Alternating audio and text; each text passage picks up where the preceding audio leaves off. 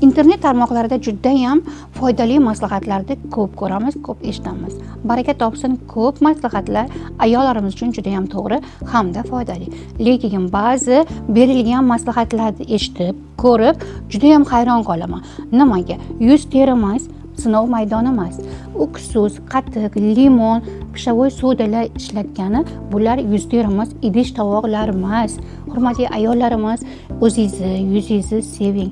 Hattobi siz kosmetologga kelib, yuzingizga uxotlar, professional preparatlardan muolajalar olishga imkoniyatingiz bo'lmasa, hech yo'qdi, kosmetologiyadagi maslahatimiz, konsultatsiyamiz har doim hamma yerda bepul.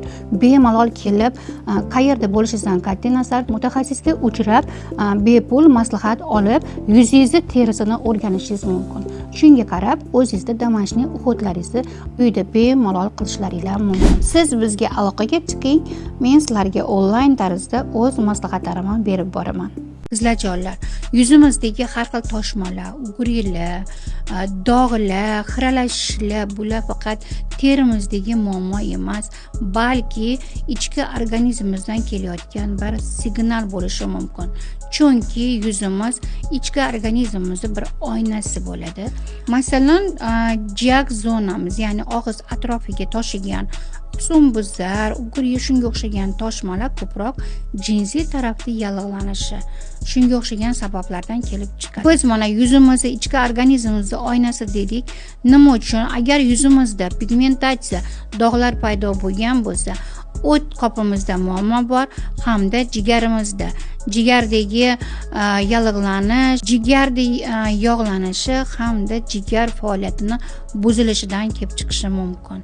Agar mabodo yuzimizdagi allergik toshmalar, har xil toshmalar bo'lsa, bu faqat tashqi muhitdan istashimiz kerak emas. Sababi oshqozon ichagimizdagi muammolardan bo'lishi ham mumkin.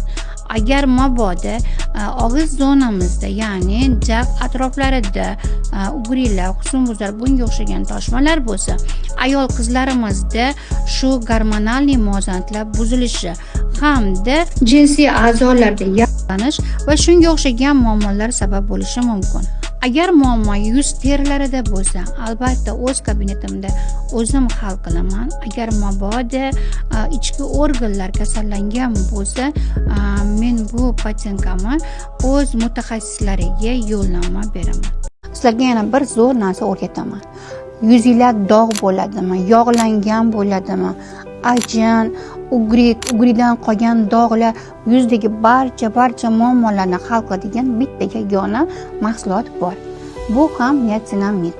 Niacinamid yog'langan yuzlarda yog'liligini barobar qilishda, ugrilarni ketkazishda, ajinlarni yoyishda hamda ugridan qolgan dog'larni, poralarni kuchaytirishda hammasiga samarali natija beradi.